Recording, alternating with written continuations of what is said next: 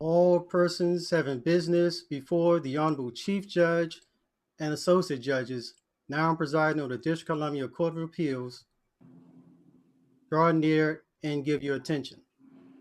God save this United States and this honorable court. This honorable court is now in session. Please come to order.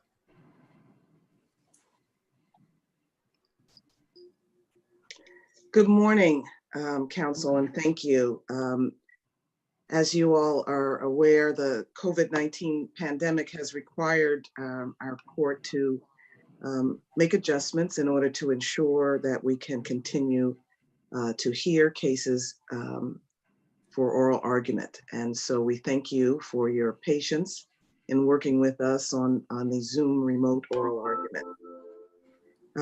And the court staff have made every effort to prepare us, but in the event of any technical difficulty, we ask your patience as we try to work through this for our arguments today.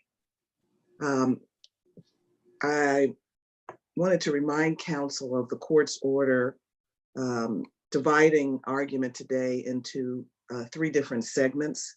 The first segment will focus primarily on Iron Vine and Second Factor's appeal from the judgment in favor of Signacom on its tortious interference claim.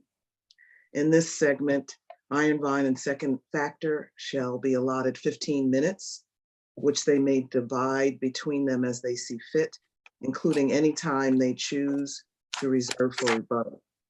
And Signacom shall be allotted 15 minutes. During the second segment, the focus will be primarily on Iron Vine's appeal from the judgment in favor of Signacom on its breach of contract claims. In this segment, Iron Vine shall be allotted 10 minutes, including any time it chooses to reserve for rebuttal, and Signacom shall be allotted 10 minutes.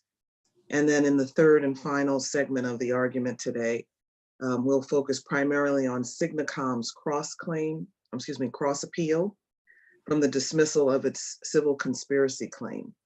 In this segment, Signacom shall be allotted 10 minutes, including any time it chooses to reserve for rebuttal. And Iron Vine and Second Factor shall be allotted 10 minutes, which they may divide between them as they see fit. And I'm Chief Judge Blackburn Rigsby, and I'm joined on the panel today by Judge Stephen Glickman and Judge Anthony or Tony Epstein, who is sitting by designation from our DC Superior Court. So with that, good morning. And I would ask counsel to please state their names, identify yourselves as we begin in the matter of Iron Vine Security LLC versus Signacom Incorporated. Morning, Your Honor. Terry Roberts, and I represent Iron Vine Security LLC. Good morning. And good morning, Madam Chief Judge. This is Barry Coburn. I represent Appellant Second Factor. And I just wanted to let the court know that with respect to the 2 segments in which Mr. Roberts and I will be dividing time, we will, with the court's permission, divide it equally. And I'd like to reserve 2 minutes in the first segment for rebuttal if possible. Thank you. And I would like to reserve it 1 minute, Your Honor, for rebuttal. Okay, thank you. Are you ready to proceed? Yes. Thank you. Yes. In this case, Your Honor, the court erred by not granting the motion for judgment on the tortious interference claim. Tortious interference, excuse me, has 4 elements. First element is an existence of a contract. Second, defendant's knowledge of the contract. Third element is intentional procurement of the contract's breach. And the 4th element is resulting damages. Our argument today will focus on the 3rd and 4th elements. The evidence was legally insufficient to prove that there was a breach of the employee's non-compete agreements, and the evidence was insufficient to prove that the conduct at issue was improper, which really means not legally justified. Mr. Roberts, may I ask you a threshold question? Yes, Your Honor. Signacom argues that these claims of insufficiency of the evidence are waived because the motion for judgment as a matter of law, in some cases, was not made regarding those claims even before the verdict, but in any event, no motion at all was made under Rule 50B following the verdict. There's a lot of case law that Signacom has cited in support of the argument that that's a waiver of the sufficiency of the evidence arguments. How do you respond to that? Yes, Your Honor. First of all, the rule that we're dealing with here is Rule 50B of the rules of the Superior Court. We're not dealing with the federal rules of evidence. So the decision cited by Signacom is a Supreme Court decision entitled to significant weight, but it's not absolutely controlling. But the rules have to be construed justly. And in this particular case, it was quite clear, made quite clear by the trial judge that he was not going to entertain any motions, post-trial motions. This has been explained in our reply brief at length, citing to the record. Made it clear that the only redress that was possible now was to take it up on appeal. And this, the judge said quite clearly. So in fact, when counsel— Well, I don't know that the judge said that he would not entertain any post-trial motion. And I would also point out that as to some of your arguments, they were not even the subject of a Rule 50A pre-verdict motion for judgment as a matter of law. Well, I think I have to know which arguments you're talking about, Your Honor, but— Well, for example, the question of whether the conduct was improper, I think, or not improper, I think, turns into a justification question, and I'm not sure that was the subject of a Rule 50A motion. But even if I'm wrong about that, there's the Rule 50B problem. There's a Rule 50B problem. However, I believe that the court can entertain the motion on appeal, that it wasn't waived. And the reason it wasn't waived is that I believe the court, the lower court conduct in this case, in effect, created a situation in which counsel reasonably determined that such a motion would be futile and that it would probably incur the wrath of the judge. Mr. Roberts, if I could briefly interrupt just to press you a little bit more on this Rule 50B motion. While there is the Supreme Court precedent, we also have a case in this court that I think is on point with respect to the requirement to file the Rule 50B post-trial motion, and that's Washington Investment Partners versus SEC House. It's a 2011 case from this court, and under very similar procedural posture, we determined that the claim was waived because the appellant failed to file the post-trial motion under Rule 50B. So I guess if anything, if we're not persuaded by the waiver argument, shouldn't our review of your claims here be limited to those that were raised in the status conference before the post-trial verdict? Well, Your Honor, I think the situation is different. Here we have a situation where the trial judge is actually telling counsel that he is not going to entertain any further motions. It's quite clear. That's never stopped some persistent well, lawyer. it may not. It may not. It may not. But in this case, it stopped counsel for both parties. And I think So what you're positing, if I may, just to be sure I understand this, yeah. you are positing that counsel were aware of Rule 50B and aware of the general requirements, and yet did not file even a protective Rule 50B motion that simply said, Judge, we know you want to, we know you don't want to hear from us anymore, but the law is the law. We have to protect ourselves, and we're reasserting our Rule 58 claims. And by the way, Judge, with a little reflection, perhaps you'll change your mind. And it seems odd to me to think that counsel engaged in that kind of thought process. It Well- seems to me more likely that counsel overlooked the Rule 50B provisions. Perhaps, but we don't know that. He's not here. But in any case, the point is, was there prejudice here to as a result of this? And in this particular case, the motions were made during the trial. Signacom had a full opportunity to hear all the points made in these motions. And so what is the prejudice to Signacom? Zero, because by not filing a post-trial 50B motion, these precise points were made, heard by the trial judge, made it clear he wasn't going to hear them again, but they were fully made out in the trial. So where is this?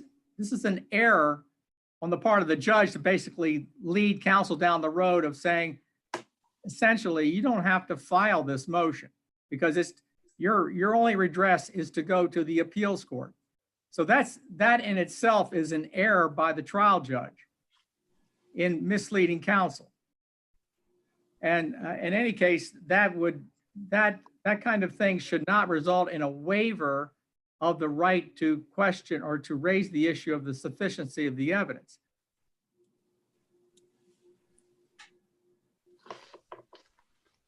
So that's my point there. But what I wanted to, perhaps I should address the merits with respect to these issues. First of all, with respect to tortious interference, as the court knows, the contract says that it has to be active. There has to be an active competition by the employer. That is, if the employee goes and gets new employment, that employer must be active competition for a government procurement with Signacom. Clearly, there was no evidence of that. Signacom didn't introduce any evidence that there was competition for a government procurement with Ironvine. But I'm sorry,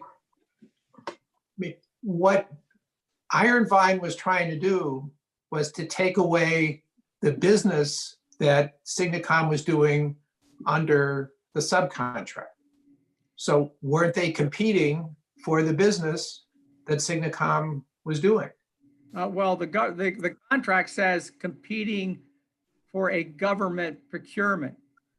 Well, but doesn't, in the same vein, and I'm sorry if I Sure. interrupted you.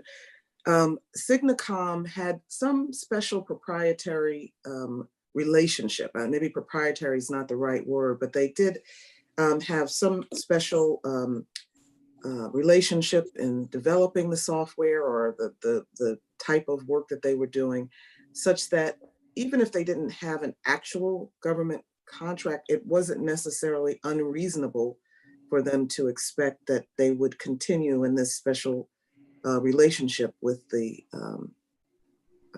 main contractor in the State Department in terms of the work that they were doing. Right.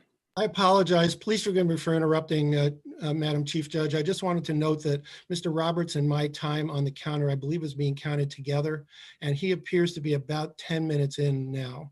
And so I just wanted to make sure I'll still have my 5 pre-rebuttal minutes if that's possible. Yes, you will, and we will, as we try to grapple with the sort of the complexities of this case, we may go a little bit over time, but we'll try to be respectful of the allotted time we indicated each of you would have. Very much. Thank you, Your Honor. And I'm sorry, I don't have a counter here to keep me reminded. Thanks, Mr. Coburn. But in any case, Your Honor, I think the important point here is that under Virginia law, these kind of covenants are regarded as disfavored, as a restraint of trade, and they're to be narrowly construed. And so if you are to follow that principle, I believe that it's quite reasonable for Iron Vine to think that they are not inducing any employee to violate the contract. And clearly that's another aspect here is that Mr. Geimer acted in complete good faith in his belief that he was not violating the employee's contract because there was no competition for a government procurement between these two parties during the record. Mr. Roberts, may I press you on this because Yes. with 2 points I want to make, and although it may well be the case that Mr. Coburn was planning to address these, but I'll raise it with you because it's come up. First, with regard to your argument that Iron Vine was not competing for a government procurement with Signacom, I think my impression is that is not an argument that was made even in a Rule 50A motion.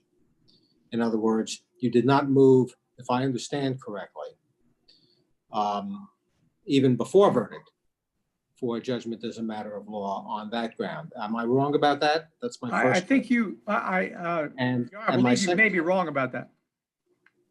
Okay, and my second, and Mr. Coburn, if you, Mr. Roberts obviously is standing up there and can't put his finger on the page, but if it's something that you can point to, that would be helpful.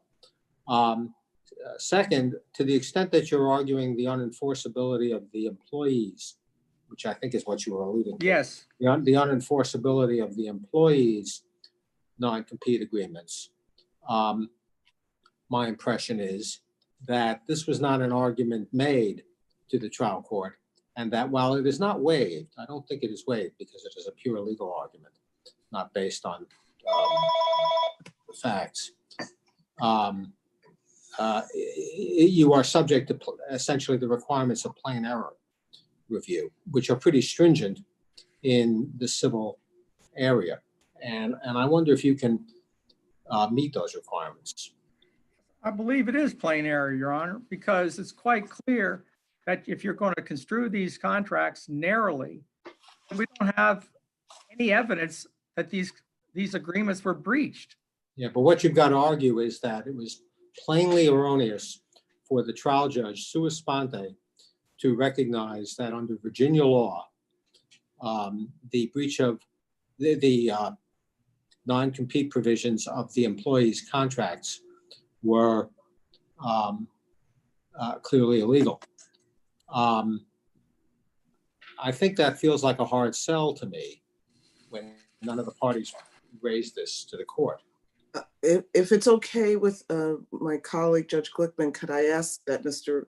Roberts address that in his rebuttal time so that we could make sure that Mr. Coburn has his allotted time to make the arguments? Would that be agreeable to you, Judge Glickman? Of course. Thank you. All right. Thank you. Thank you so much, Madam Chief Judge, and may it please the court.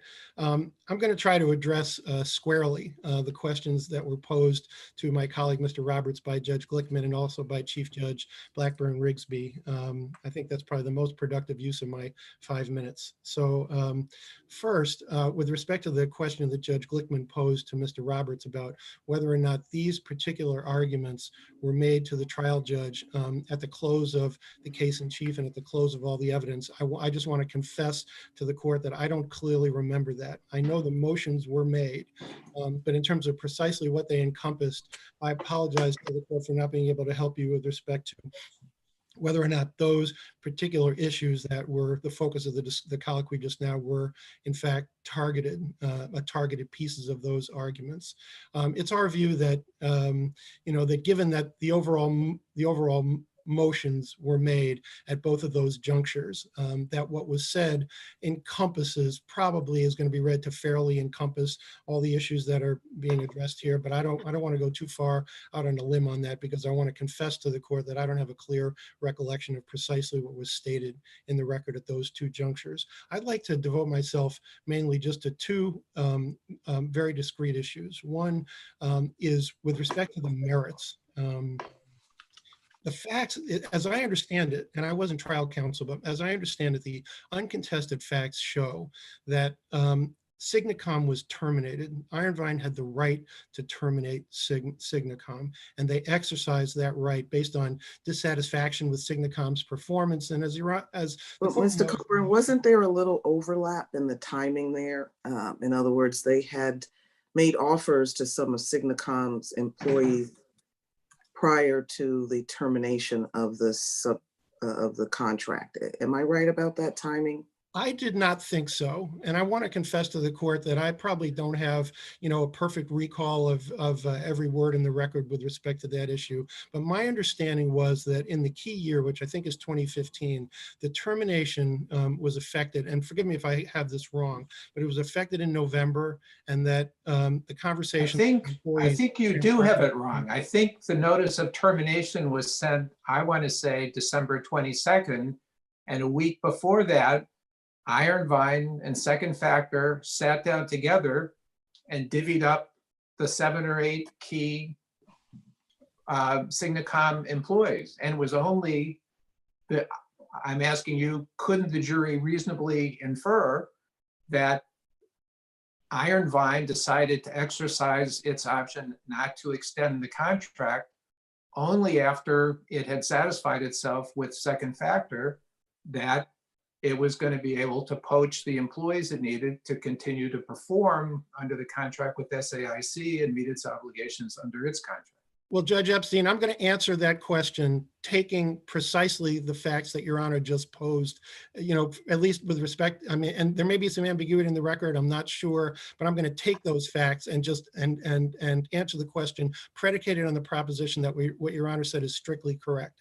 So my suggestion to Your Honor is that the nature of the tortious interference that is alleged in the complaint, that is encompassed, as I understand it, in the pretrial statement, and that was reaffirmed repeatedly by plaintiff's counsel during the course of the trial, is that there was an inducement of the employees to terminate their relationships with Signacom.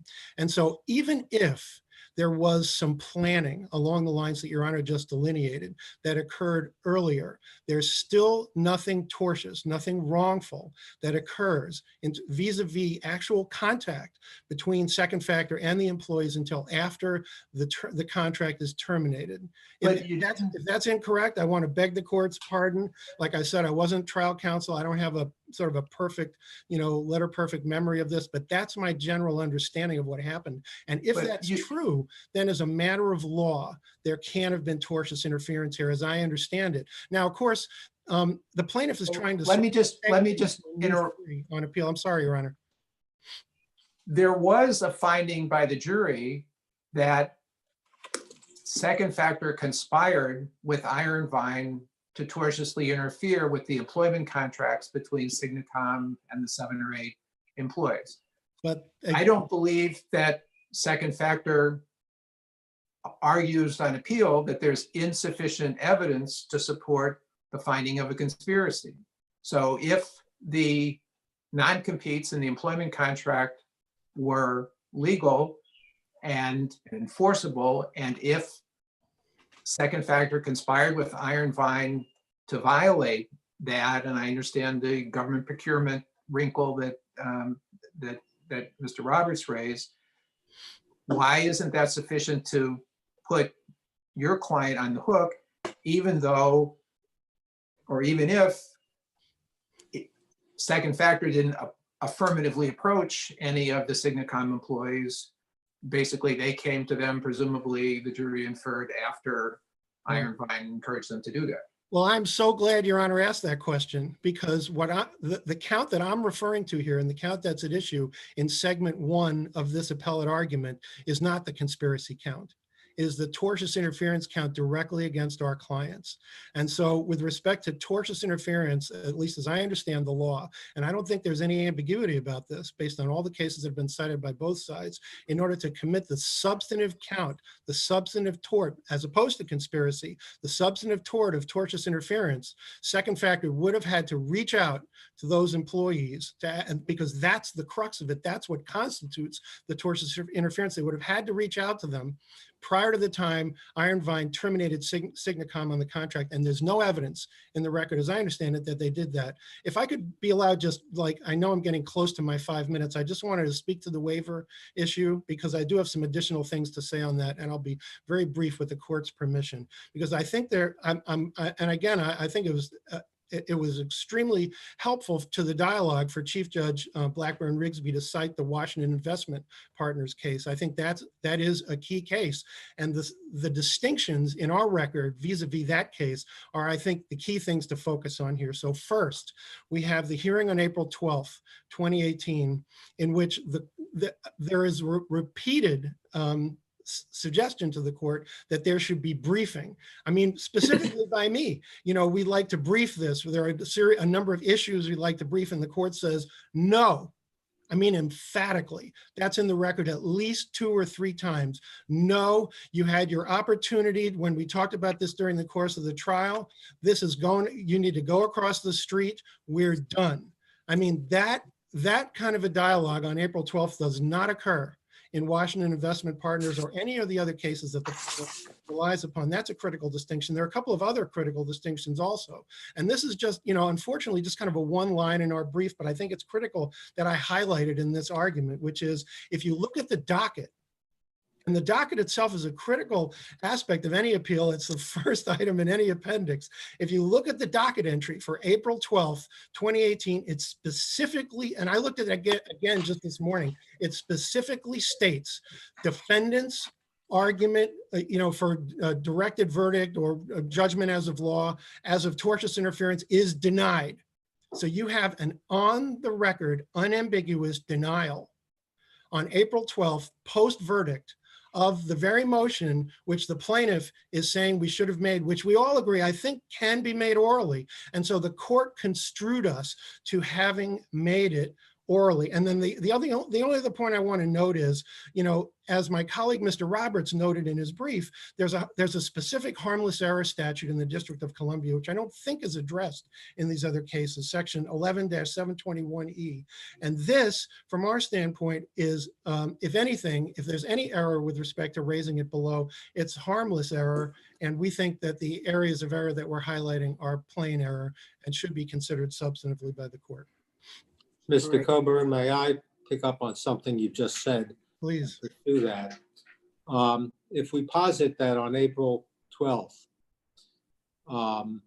the defendants here made certain arguments that should be considered oral judgment as a matter of law arguments. What precisely were those arguments? What did they encompass, in your view? Well, I focus. In other words, what specific claims were made? You mean on April 12th, Your Honor? Or on April 12th. If you're relying on that as We are. complying with Rule 50B, then I want to know what you think was said on April 12th that in terms of the claims that were covered. Absolutely. And, I spoke mainly to the verdict as to tortious interference vis-a-vis the verdict as to conspiracy with respect to second factor and Mr. Shanley, in terms of whether there's duplication there, whether or not the lower number as opposed to the higher number should apply, and so on. So I'm not going to, suggest to the court that, with any degree of specificity, the kinds of arguments that we're making here with respect to, legal insufficiency of the evidence as to tortious interference were made in any degree of particular detail to Judge Puig Lugo on April 12th. They weren't. I mean, what happened was, I had a long list of items, including those that I had intended to make to him. And I started out with my lead argument, and he essentially, and I think we touched on tortious interference, but I don't want to suggest to the court that I think we made it in certainly in the same kind of detail that's advanced in our briefs. But, he essentially, and this is, we thought, is within his discretion, he shut it down. I mean, and it couldn't have been more explicit. It just couldn't have been more explicit. He said, no more conversation. I mean, he interrupted one of the lawyers. I'm not suggesting any impropriety there. He's got the right to do that. But I mean, it was emphatic. I've read that transcript now 3 or 4 times with exactly an eye to the very issue that Judge Glickman just raised. I just don't think under those circumstances that it would be reasonable for a lawyer to disobey an explicit order of the trial court and go ahead and brief these issues, particularly when the docket indicates that there was a post-verdict ruling with respect to specifically the issue we're talking about here. So I'm not suggesting to the court that this was an optimal scenario. It's not. And I know that what's behind Judge Glickman's question is the notion of, like, did the trial court have a full and fair opportunity to consider the merits of, the insufficiency arguments that are being made here, which seems to me absolutely the appropriate thing to be focusing on. But under these special circumstances, it seems to me that it would not have been reasonable or appropriate to expect the lawyers at that hearing to follow up with briefs, given that we were specifically forbidden from doing so. All right. Thank you, Mr. Coburn. We'll hear from counsel for Signacom, and you've been allotted 15 minutes. As you can see, we've had a few glitches with the time clock here, so I'm trying to roughly adjust the time that each side has for their arguments. How did Signacom counsel plan to divide up the arguments, if at all? Thank you, Your Honor. This is Bob Wagman on behalf of Signacom. I'm going to speak on behalf of Signacom here. In this case, Mr. Hybe's just here to help me out. Okay, thank you. May it please the court. Obviously, the court has the benefit of our briefs, but I want to highlight 3 reasons why this court should affirm the judgment below. First and foremost, appellants got their day in court. 3 judges on the Superior Court determined there were triable issues for the jury to resolve. This case was in fact tried to a jury. The jury returned a unanimous verdict on all issues presented to it. Now, importantly, none of the instructions given to that jury have been challenged before this court. None of the evidence presented to that jury has been challenged before this court. The verdict form used by that jury was in fact agreed to in advance by the parties, and again, it has not been challenged before this court. This is not one of those exceptional cases where 3 judges and 7 jurors reached a conclusion that no reasonable person could have reached. Rather, this is simply a case of appellants disagreeing with the outcome here, where they after they had the opportunity to fully present their case.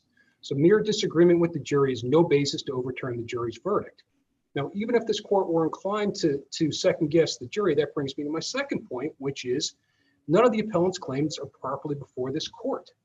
The price of admission for presenting claims to this court is properly presenting those to the trial court in the first instance and properly preserving those claims and present them here. Now, appellants frame their disagreement with the jury in terms of sufficiency of the evidence that we've touched on already briefly. That runs you right into Unitherm and its progeny, saying basically the failure to provide a 50B motion or failure to submit a 50B motion after the jury comes back not only is not proper, but the Supreme Court said it divests an appellate court of considering a sufficiency of the evidence argument. We're exactly at the same point here in this case, where unquestionably they did not submit a 50B motion after the jury returned its verdict.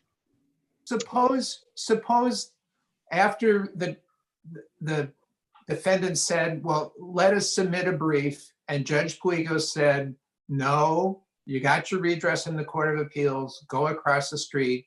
And then the defendants had said, well, not even a Rule 50B motion? Is there really any question but that Judge Puigo would have said, read my lips, I said, I'm not going to reconsider any rulings I've made before. We've been around that block. 3 judges have been around those blocks. We're done in this court. Take it to the Court of Appeals. That's not what Judge Puigo said. I understand that, but is there any question that he would have if they would have said, you said we can't file any post-trial motion, does that include Rule 50 motion, a Rule 50 motion? The only case we could find addressing that sort of scenario is the Bell case out of the Fourth Circuit, where they said the judge, they said we should be excused from filing the 50B motion because the judge was hostile and was not going to entertain a motion. And the Fourth Circuit said, and I'll just quote real quickly, a lawyer has a duty to preserve issues on the record for his client. Rule 50B inherently accommodates such potential deterrence to filing, providing counsel with a period of time in which to detach from the pressures of trial, to reflect and to carefully consider whether to file a motion for judgment as a matter of law without obtaining the judge's permission to file. So we've not found any precedent standing for the proposition that if the judge is hostile to a 50B motion, it excuses you from your obligation to file it. I think Can I, it's, Mr. Wegman, can I ask what the practical impact or any prejudicial impact on you may have been by their failure to file a 50B motion here? They filed a 50A motion at the close of all the evidence. You know, even if you are correct on why our cases have typically required the filing of a 50B motion before appeal, can you tell us what difference, what practical difference it makes here, and how Signacom may have been prejudicially or negatively impacted by their failure to do so? sure. I'd like to start with, it's not our obligation to show prejudice. We think the Supreme Court established a clear, bright line that it's an absolute price of admission that you got to file your 50B motion in the first instance. To the extent there is any prejudice, we're deprived of the trial court's ability, the trial court's impression of the evidence as it came in. As the Supreme Court said in Unitherm, the requirement for a timely application for judgment after verdict is not an idle motion because it's an essential part of the rule firmly grounded in the principles of fairness. So for example, that's also based on other Supreme Court precedent talking about the trial court is there to observe the evidence, to observe the witness as it comes in context, in a way that no written transcript could possibly impart on an appellate court. So we don't have the input from the trial court basically saying, I've considered all this, I've considered the jury's verdict. Does this rise to a level of something we should overturn? Is that true that we don't have the trial court's input with regard to those particular issues that were the subject of Rule 50A motions? You certainly have some input, but we don't have a more fulsome record of why, for example, the issues they presented here, if they presented a full 50B motion, you could get the trial court's interpretation of the evidence as it came in. I mean, there's some snippets of that in his rulings on the 50A motion, but I don't think you get a fulsome, complete understanding of what happened at trial. And again, going back to the requirements of 50B. So doesn't this go to the harmlessness, some type of harmlessness analysis here? Because we can get some of it, as you just said, from the filing of and the trial court's ruling on the 50A motion. Maybe we don't reach all of the issues or get the fulsome reasoning of the trial court on all the issues, but which particular issues most adversely impact you at the failure of the filing of a 50B motion? I don't know I could identify a particular argument where they've raised on appeal that they didn't raise sufficiently below or raise in the same level of detail below. Certainly you've heard a lot of discussion about, what the jury possibly could have considered, not considered. Certainly the judge was there in the courtroom. You could see that, the evidence that we presented, their counter evidence, they could see how the jury resolved those differences. They were all resolved in our favor. You don't get the benefit of the trial court's input on the full record, in terms of credibility, whether or not certain actions could be believable or not believable. I mean, I'm happy to sort of walk through appellants, how they've sort of changed their view of the facts throughout the life of this litigation. So it was real easy for the jury not to believe appellants when they told their stories and gave their excuses for why it is they shouldn't be held accountable. So I think you lose the benefit of that from the trial court, who actually was in the room, heard the evidence as it came in, heard it in context. And going back to Rule 50B just establishes a clear, bright line. I agree some rules of civil procedure provide certain amounts of discretion. Rule 50B is pretty airtight, that it's a clear, bright line. Everybody knows about it. You've got ample time after judgment is entered, so it's not lost to the vagaries of trial. You have time to do a calm, considered, thoughtful approach to whether or not you want to file a motion for judgment as a matter of law after the jury returns its verdict. And the requirement that the trial court first pass on that is just a price of admission before the appellate court can pass on that. Well, there are advantages certainly in having the opportunity to reflect over the entire trial and file a more thorough sufficiency argument. or set of sufficiency arguments than could be assembled during the trial and that the judge could have in his or her mind. Let me ask you, if I could, about a different matter.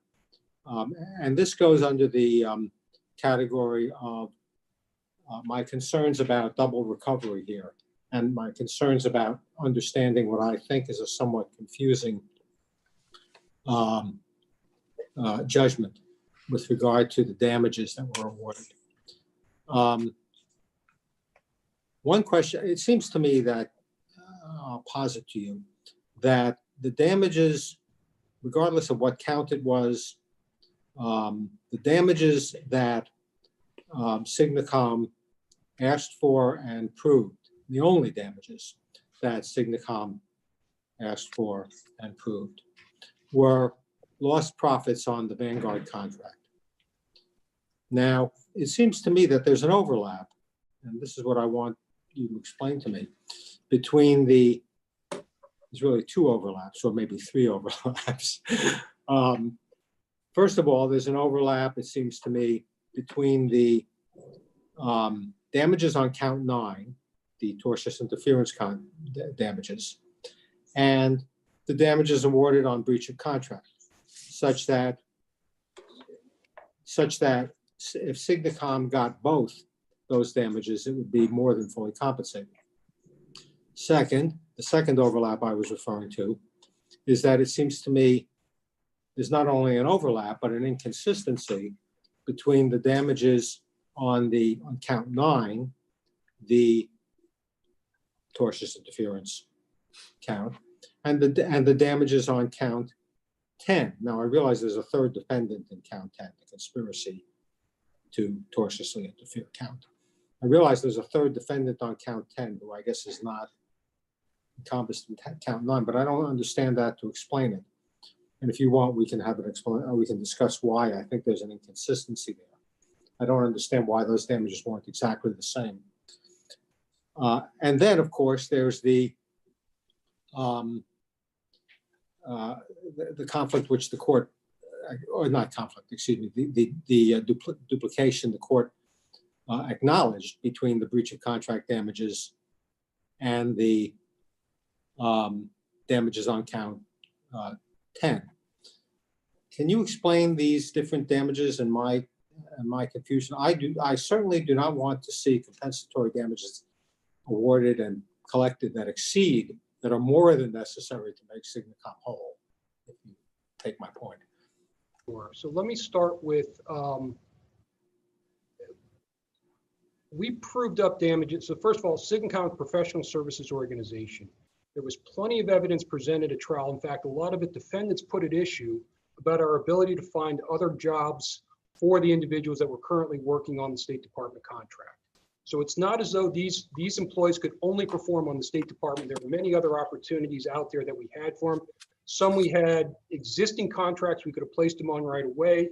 Some we had, there were other things in the works that we're working on getting in, placing these people in other positions. Again, part of what you have to remember is on December 15th, we get a phone call saying, hey, we plan to terminate the contract as of February 8th. We don't find out till 2 weeks later because appellants basically told all the employees, keep it quiet until Ray gives the thumbs up that you give your notice. So in this interim period, we are looking to place all the employees on different contracts. We have some that are, we need your resume right now because we got an existing contract we can put you on. Some we've got some opportunities to get you on. Some we've got, there was testimony offered, again, put in by the defendants about the FBI contract that we currently had. There may be opportunities to expand our work there. So it's not that these employees could only perform on the State Department contract. Now, and furthermore, Suppose, let me just ask you a follow-up. Suppose there was evidence that they could have worked on other contracts. What evidence did Signacom present that would have enabled a jury to conclude with reasonable certainty that the profits from those other contracts were, by amazing coincidence, exactly identical to the lost profits on the State Department contract? I don't think we presented any evidence showing exactly the same, but I think our burden is only to show that there's a reasonable approximation. I think it's wholly appropriate to use the profits they were earning on the State Department contract as a proxy for what they could earn in the industry. There's no evidence suggesting, what we were earning on the State Department was anything different than we could be earning elsewhere. Well, There's then there's also double evidence- counting too. Then there's double counting too under that theory. Because what you're saying is, not only are you entitled to damages if those employees had not been poached, because they would have worked on the State Department contract, you're also saying, well, and what's more, we could have put them on different jobs and we're entitled to those damages too. The problem with that theory, it seems to me, is an employee can only work on one job. So you can't say, well, for every possible job the employee could have worked on, we're entitled to damages. There's only so many hours in a day. I agree with that, Your Honor. However, there's also, again, these employees weren't necessarily dedicated to the State Department. So Signacom, and over time, No, but Signacom, the premise of the damages is that they would have been working full-time and Signacom would have been getting full-time at the State Department, and Signacom would have been getting the benefit of that. Well, if that's the premise, then you can't say, and in addition, we should get more damages because we could have taken them off the State Department job and put them on some other job.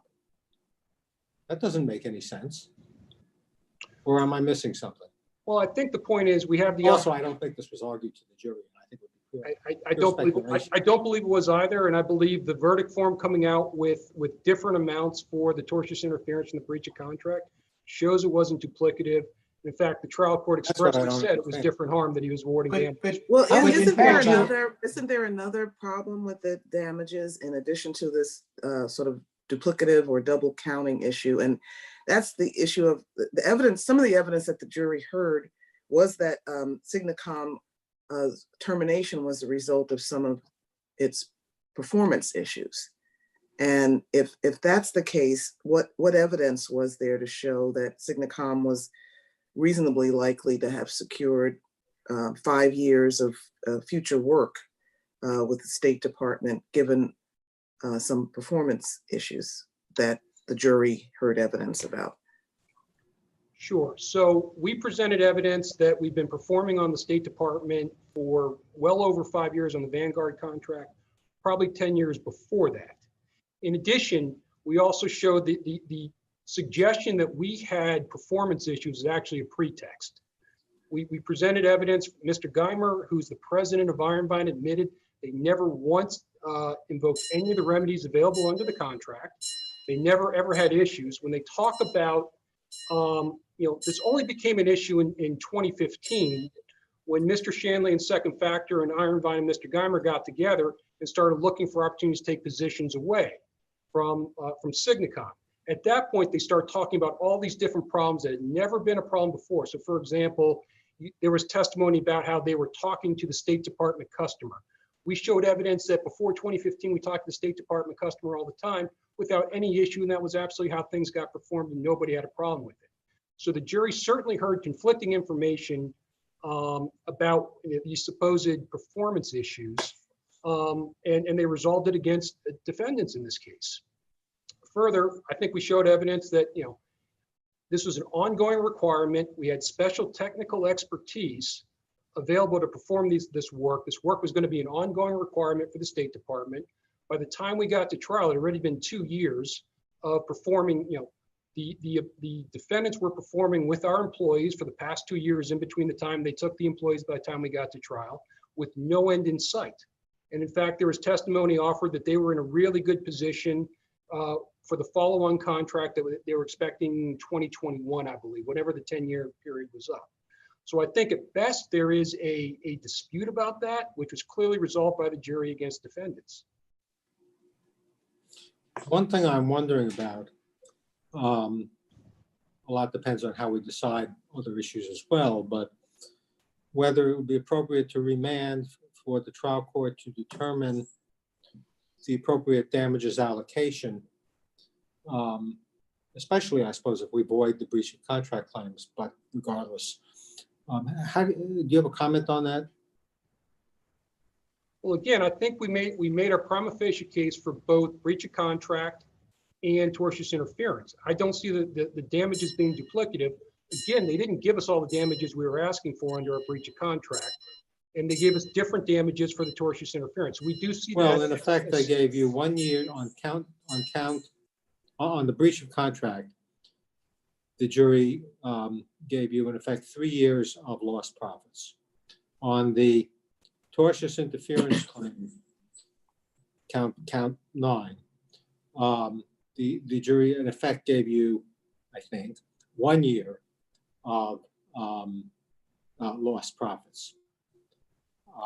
Now, I don't claim to understand what their thinking was, except perhaps they thought that if it was a question of just losing the employees, well, I'm not going to try to speculate as to what they were thinking, but it's hard for me to believe that the 1 year is not subsumed within the 3 years.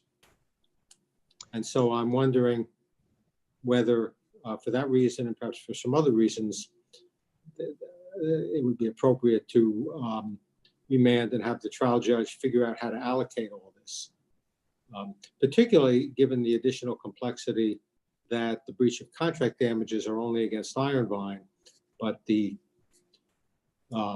tortious interference damages are against both second factor and Iron Vine together. I would suggest that the trial court dealt with that in terms of establishing the verdict form. Again, it wasn't objected to; it was agreed to by the parties. I think the trial court made an express determination this is compensating for different harm. There was plenty of evidence suggesting there was different harm.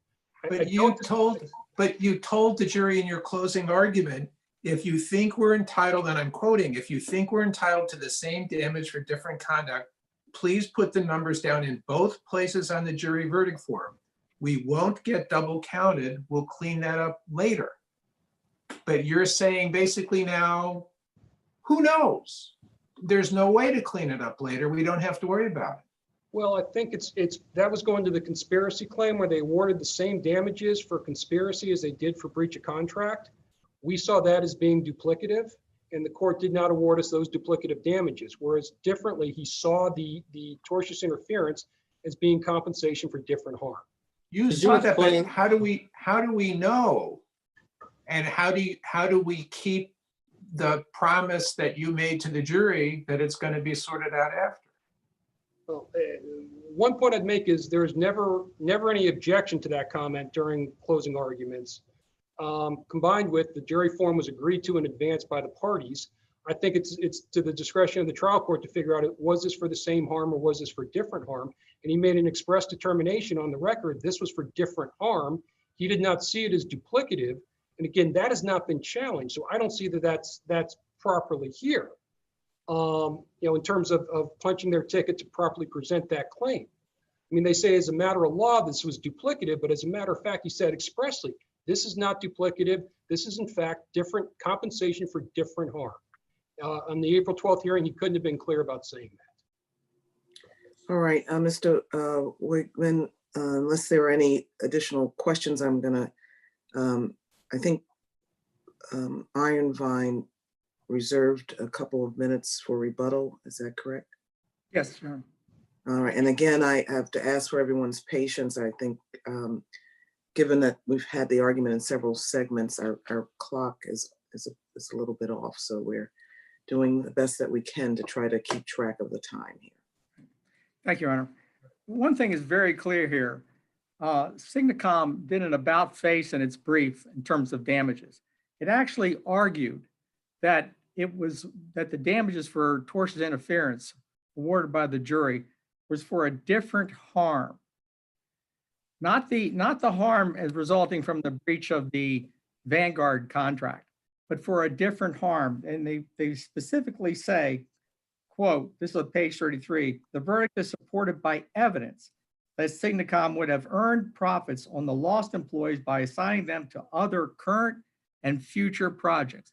In fact, they didn't introduce any evidence of specific damages with respect to those other current and future projects. They're trying to basically indicate to the court that yes, there was evidence to support those claims for different harm, but there really was not. They actually were awarded, has been referred to, 3 years on the breach of contract, 3 years of lost profits, and 1 year for another loss, for the lost profits on the Vanguard profit. There was never any evidence introduced, period, as to other future and current projects that they could have put these employees to work at. So clearly they are stuck with that, and it's telling that they have now tried to argue in this case that in fact the jury's award was for lost profits or losses related to other and future projects, which was not the case at all. I would also say that it's somewhat baffling to me that in this particular case, although the non-solicitation clause, or the non-compete clause is 6 months, only good for 6 months after the termination, that they were awarded 4 years of lost profits. 4 years when you total the total verdict, which is totally excessive and really is a miscarriage of justice. All right, Mr. Coburn, you're on mute, Mr. Coburn. You're on mute. Thank you. Yes, thank you so much, Madam Chief Judge. And I reserve 2 minutes, but I can, with the court's permission, I can do it in one. That would be great. Given that Mr. Roberts just said what I had intended to say about the merits, I'm just going to address the waiver issue because I think it's telling that the plaintiffs rely so heavily on the Belk case, which is of course a Fourth Circuit case, not controlling, doesn't involve the same kind of harmless error statute that we have in the District of Columbia, or necessarily the same kind of interpretation of what constitutes plain error. But in Belk, this is, at least according to my recollection, this is in the opinion, it couldn't be more specific. There was discussion that there was going to be additional briefing, as opposed to what happened here, where, and I think it should be emphasized, you know, my argument, at least, I'm not just relying on like sort of the expression of hostility by the trial judge. I didn't really think the trial judge was, you know, kind of quote unquote hostile. I thought he was clear as a bell. I mean, he just couldn't have been more emphatic after he was asked like something like 3 times, once by Mr. Wagman, 2 or 3 times by me about additional briefing. He said, no additional briefing, take it across the street, we're done. I mean, that combined with the fact that the docket entry specifically says that the additional motion that Mr. Wagman says we should have filed was made and denied. I mean, that would have created a situation in which if we had filed something after that, we could have been sanctioned. And I just don't think it's fair, you know, for us to be held to a standard like that. That's all I have. All right, thank you. All right, we're now going to move to this segment 2 of the arguments today, which will focus primarily on Ironvine's appeal of the judgment in favor of Signacom on its breach of contract claims. And in this segment, Ironvine will be allotted 10 minutes, and whatever time they reserve for rebuttal, and Signacom will be allotted 10 minutes. And Mr. Roberts and Mr. Coburn, did you still want to split the 10-minute time in half for this segment? Well, for segment 2, Madam Chief Judge, I don't think that second factor is in it at all, because that relates just to breach of contract. So I'm just going to remain silent for segment 2. Then segment 3, I have a little bit of time as the appellee. All right, thank you. Thank you, Your Honor. Again, the lower court erred by not granting the motion for judgment made by Ironvine on the breach of contract claim. If there's anything that's clear from the record, it is that Ironvine consistently maintained that the breach here of the non-solicitation clause was not a proximate cause of the damage that Signacom was seeking, the lost profits. And Ironvine's argument was very clear. And that was, it had the unquestioned right under the contract not to renew the next option year under section 914 of the contract. And it decided to exercise that right because it was dissatisfied with Signacom's management. I'll address more of that later. But my dates were off the first time. The notice was provided on December 15th, not December 22nd. And the meeting between Iron Vine and Second Factor was on December 11th, 4 days earlier. Why couldn't the jury reasonably infer that Iron Vine wanted to get comfortable that it could poach all of the key employees on the Vanguard contract before it exercised its right to terminate? And if it didn't have a plan that it thought it could carry off to meet its wish list, what it called it in a later email, it wouldn't have exercised its right to terminate. And clearly, Iron Vine had a right to plan. It had a right to protect its economic interest. Going back to November, Your Honor, November 2015, that's when Iron Vine decided, according to the record, that it had to get rid of Signacom. Okay, but my question wasn't whether the evidence would have supported a verdict in favor of your client if you'd won. The question is why the jury had that evidence, but why couldn't it conclude that the evidence that Iron Vine and Second Factor had basically figured out a plan that permitted Iron Vine not to extend the contract, and that's the reason why they didn't exercise, why they did what they did? Well, here's the thing, is because we're talking about contract rights here. So Iron Vine has the unquestioned right to end the contract. Now, we can question motives all we want, but they had that right. And there was abundant evidence that there was dissatisfaction with the performance of Signacom. And it's all laid out in the brief, but we have the ground rules which were established. We have violation of those ground rules. In other words, by sending an email directly to the government, Signacom's top senior person sending an email directly to the government November the 18th. We have the top people in Signacom going to the government. So I agree, but you're talking about the evidence you offered. You're not talking about the evidence that Signacom offered. I guess what the point goes back to this. The question really is, was there sufficient evidence that Iron Vine would have, or rather that Signacom would have continued to earn profits under this contract? Because that's what it's all about. And No, I think the question is really different in a way. The question is, was there significant evidence that if Iron Vine didn't plan, or Iron Vine and Second Factor, did not plan to and indeed do a poaching job on Signacom's employees, they thought they couldn't do that, would they have still terminated the agreement?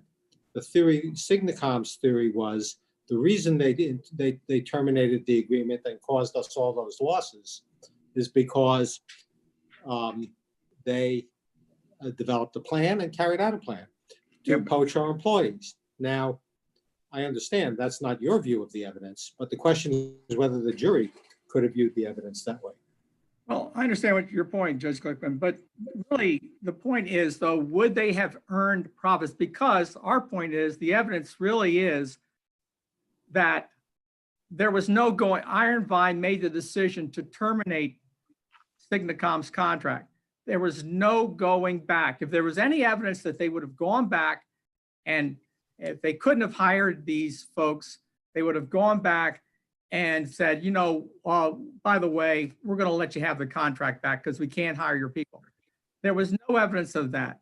In fact, it was quite clear that they didn't need these people.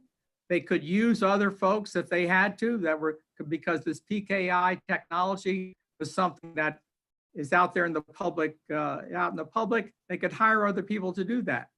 So it's pretty clear from the evidence that they had made their decision to end this contract. Why cannot they rely upon the contract, their contract rights, and do so? Of course, people are going to plan for the next step. That's obviously what they're going to do. But that doesn't mean that they can't rely upon their contract right to end that contract. So, but if the way they're relying on the contract is by deciding to violate the contractual obligation they had not to solicit Signacom's key employees on the Vanguard contract. I mean, if that, you're talking, the causation argument is more about damages, but on liability, if the non-solicitation provision is enforceable, isn't it just as clear can be that there was evidence that permitted the jury to find that Iron Vine violated the non-solicitation clause? It clearly solicited employment from those Signacom employees. I've got that, but the question is, would they have earned the profits? But for the breach, would they have earned the profits? The answer is clearly no, because Iron Vine's decision was made to end the contract. Okay, but They claimed that they Iron were earning Vine's profits. president testified that these employees were irreplaceable and that, I'm using my word, I can quote, I'm just trying to remember, it was the person who, it was Mr. Bello testified that these employees had unique skills. And if Iron Vine and Second Factor hadn't been able to hire them, Iron Vine would not have been able to perform under its contract with SAIC. There Okay, was contrary evidence, but Right, if it's the contrary jury evidence, I got it. credited that evidence and Iron Vine had decided, I don't feel confident about our ability to hire these employees, couldn't the jury reasonably infer that Iron Vine would not have exercised its right to terminate the contract? I understand your point. Yes, there was that evidence there, but I'm just indicating Iron Vine, everything the evidence indicated was they had the right to terminate the contract. So how can it be claimed that they would have continued to earn profits because they needed these folks? Well, the evidence was from Iron Vine is that they didn't. It really was not disputed. They said, look, this is a public form of technology. We can hire other people. There was even plans to hire other people. Okay, but Mr. Bello testified, and I'm quoting, so for our primes to start doing this work themselves, they would have had to hire our people, close quote. If the jury credited that testimony and there was no objection to the testimony, why couldn't the jury conclude that but for the violation of the non-solicitation clause, Iron Vine would not have exercised its right to terminate the contract? Because I believe the evidence is fairly clear on this. I mean, notwithstanding his testimony, the evidence is fairly clear that Iron Vine had decided to end the contract before they spoke to any of these employees. So it's quite clear. That's why. But here's the other point, if I could make this. Well, don't we have, on this same point, one of the cases out of Virginia on this whole issue, Yes. that Signacom, the fact that Iron Vine says that they would have terminated Signacom even if they couldn't have used Signacom's employees, and that there seems to be strong evidence indicating that terminating the contract might not have been in as much of Iron Vine's interest if they couldn't also get Signacom's workers who had special skills with the technology. That there is evidence in the record about that. There is a Virginia case, the Preferred Systems case, BGP Consulting, which seems to indicate that if Signacom had a reasonable business expectancy, Correct. that they still should have been entitled to damages. And I'm not sure that your argument in response to Judge Epstein's questions about the fact that you were going to terminate them anyway totally addresses the business expectancy argument, because Signacom had some special skills and their employees had some special skills with respect to this, I think you said PK or TK technology, that I'm not sure your argument goes far enough to completely eviscerate their right to business expectancy, irrespective of, even if we agree that Iron Vine would have terminated them. Can you address that legal point about why? Because you have to be arguing essentially that not only were they going to be terminated, but that they had no reasonable business expectancy beyond when you ended the contract. That's true, Your Honor. And you're referring to the Preferred System Solutions case, Right. Virginia. And in that case, the court pointed out, said there was no contrary evidence that the company would not be able to make the profits. They point that out. Quote, no evidence was presented by GP that absent GP's move to Accenture would have nonetheless moved the billet in question from PSS, end quote. Now, here we have the evidence that there was just no question that Iron Vine was not going to retain Signacom. That's the difference here. We had evidence, clear evidence, that they were not going to do so. December 15th, they gave the notice that they were terminating this or not renewing this contract. That's a different situation. So that's clearly evidence that Signacom was no longer going to have the opportunity to earn any profits on this Vanguard project. That's the distinction between the Preferred Systems Solutions case and this particular case. I also want to point out that even if you were to assume that they would be entitled to lost profits for the breach of the non-solicitation clause, the non-solicitation clause was good for 1 year.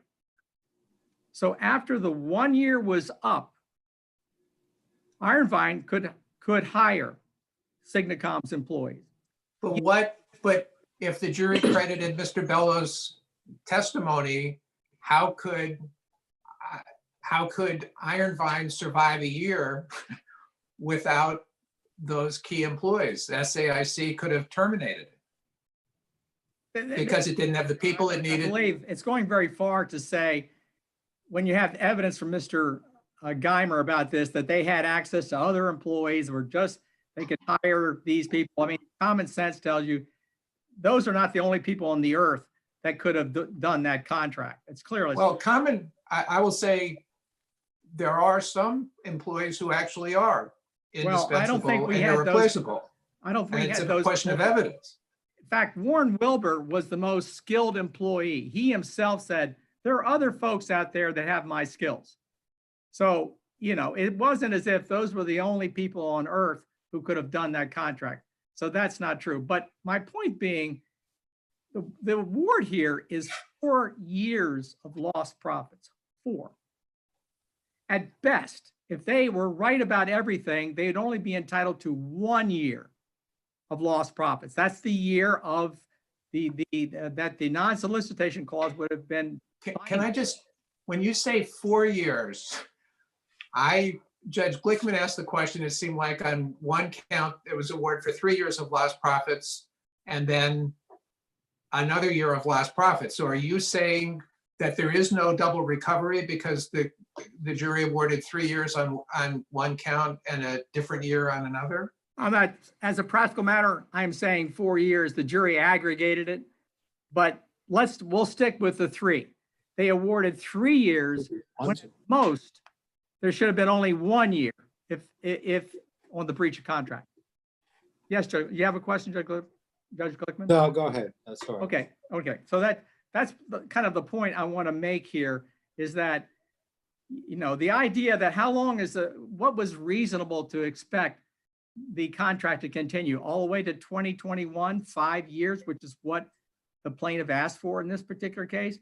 Absolutely not. At best, it would have been only 1 year of lost profits and no more than that.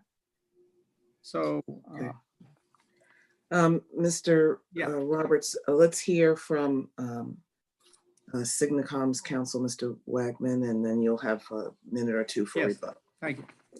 Thank you, Your Honor. Yeah, we see our breach of contract claim is very straightforward. There is no dispute at all that Iron Vine materially breached the contract when they started offering employment to our employees. No dispute that's a material term of the contract. Signacom refused to enter into the agreement until that clause was included into the contract.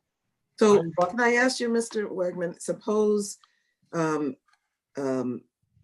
Vine had said on December 15th or whatever the day was that they gave Signacom notice, we're terminating your contract effective today. And then on December 16th, the following day, Signacom employees applied for employment at Iron Vine. Is that a violation of the non-solicitation It would agreement? be. So it's offering employment for the term of the contract plus 1 year after end of the contract for any reason. So it's not soliciting. It's So, not see, I think, soliciting, I it's thought that off- was the key here, that No, it's Iron offering Vine employment. had reached out to Now, the Signacom. facts show they did do that. They actively started recruiting people. So, I mean, we can talk about the facts before we even get to the facts of all their efforts to recruit our people. They materially breached the contract. It's not disputed they materially breached the contract. We're entitled to the benefit of our bargain. Our claim accrues at the moment of the breach. So at that point in time, we become entitled to the benefit of the bargain. It becomes a jury question to figure out. What was the moment of the breach here? When they offered employment, at least the first one I know for sure is when they offered employment to Mr. Wilbur. It's in the record. They did it in writing. I believe on the 15th, they made a phone call. Mr. Geimer made a phone call to Iron Vine. On the 16th, Mr. Shanley began talking to employees on the working down on the State Department contract on site. Mr. Geimer met with Mr. Warren Wilbur. I want to say it's the 17th, the 18th. It is. It was the 17th or 18th. It was a little unclear to me. So we certainly have the offer letter by December 18th, which is PX 37. I'm sorry, it appears in the record at the appendix at 1290, saying we hereby offer you employment. It couldn't be any clearer. There's also later email discussions with offering employment to some of the people that were going to be assigned to Second Factor under their single unified unit that they decided to form to displace Signacom. So, you know, and Mr. Geimer admitted this very Clarify. Could you clarify why Iron Vine is liable in breach of contract for the employees who were hired by Second Factor rather than Iron Vine? Sure. So we had 3 different breach of contract counts. One was, let's just go through all 3. First was directly offering employment. Second was indirectly offering employment to people that were going to be assigned on their team to Second Factor. So we see in the record, Mr. Geimer's having discussions with people being assigned. Hey, don't worry about it. You're going to be assigned to them. After they applied to Iron Vine, you're going to be assigned to Second Factor, and you're going to be able to start. If you get fired ahead of that time, you'll be able to start early. And Well, that was all coordinated. If the employees themselves apply to Iron Vine, so far we don't have, up to that point, we don't have a breach of contract by Iron Vine. Now, if Iron Vine does not offer employment to those employees, but instead says something like, look, we're not offering you employment. You want to talk to Special Factor, that's great, but you know, that's up to them. Or Second Factor, excuse me, that's great, that's up to them. I want to sort of work through where the breach is, because one thought that I've had is that although there are 6 employees that, I think 6, that Signacom lost to Iron Vine / Second Factor, I think only one of them actually went to Iron Vine. And so I'm asking myself, of those, and now maybe Iron Vine talked to some of the others and induced them in some way to leave. But I'm wondering if this is not an employee by employee specific claim as to whether there was, whether Iron Vine is liable for breach of contract. It seems to me it makes a difference because the damages the sum total of the lost profits for each employee. Now, this assumes the claim hasn't been waived, but Let me address we're that second. discussing on the assumption that it's not waived. Yes, sir. Let me address the second point first. The plain language of the contract is what we relied upon. It says if you offer employment to our employees. So it doesn't require they have to offer employment to every single employee. It doesn't matter if they breach the contract 1 time, 5 times, 6 times. As Oh, soon it as they- matters as to the damages. Beg your pardon? It matters as to the damages. Well, Iron, right, but it's in other material. words, I mean, hypothetically, because I don't think this is an accurate characterization of this case, but it's to simplify what I'm saying. Signacom may have been damaged to the tune of $300,000 a year in lost profits from the loss of 6 employees. But if Ironvine is only responsible for one of those employees, by responsible, I mean breached its contract by doing so, with regard to one of those employees, then it's only responsible for 1/6 of those, of that damage total, I disagree. And in breach of contract, I should say. for breach of contract, correct. So once a party materially breaches the contract, in fact, if you look at the standard jury instruction on breach of contract, so if we had found out, for example, it gives us the right to terminate the contract and sue for damages. So for example, if Wilbur had come to us and said, hey, these guys just offered me employment, we could say, you guys breached the contract, we're suing you for the benefit of the bargain. We could have No, terminated that's that. not how it works. You have to show damages that are approximately caused by the breach. Understood, but that goes to the benefit of the bargain is necessarily the profits we would have earned under the contract. So once we Well, show if Wilbur doesn't leave you, or if Wilbur says, you know, Ironvine made me this offer, but frankly, I have no interest in it. However, I was talking to this other company and they really made me a neat offer and I'm going with them. Ironvine's not liable to you, even if it breached the contract by talking to Wilbur. I'm not sure I agree. I think once you have a material breach, it entitles, because your breach accrues at the time of your right to breach a contract damages accrues at the time of the breach. So I agree there could be a factual dispute as to quantum, but our entitlement to damages, it becomes fixed. at the Right, you might moment of have breach. nominal damages, I suppose. You might have nominal damage, but Right. we could also pursue, if we don't trust these guys, we're not going to work with them anymore. This is the benefit of our bargain. You materially breach the benefit of our bargain. I'm entitled to, and again, it's not certainty. It's not, that's the preferred systems case. It's just preponderance of the evidence. So you don't have to show definitely you would have done this. You don't have to, it's just preponderance of the evidence, what more than likely than not would have occurred. Let me ask you We met another our question.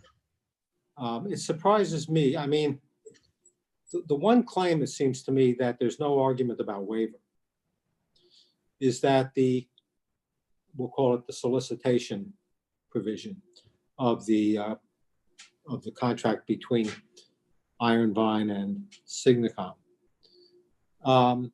is unenforceable under Virginia law. And yet I'm not hearing a lot of argument on this. In fact, I've heard no argument on it.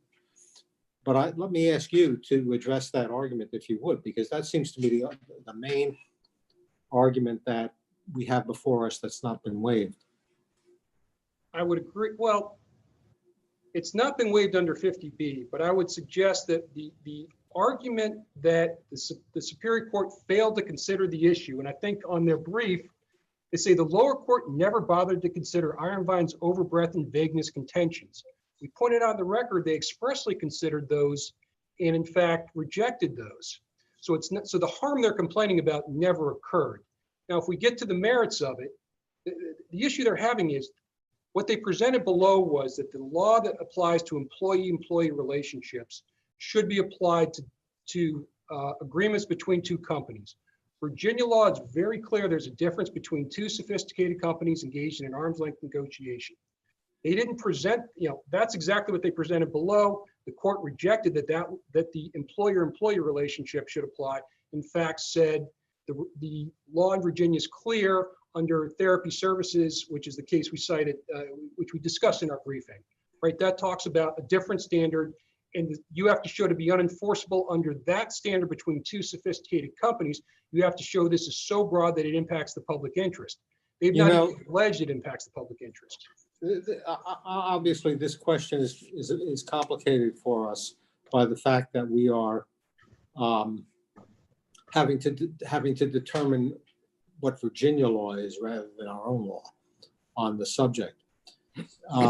Therapy services is a case that does support you, but there are other cases in Virginia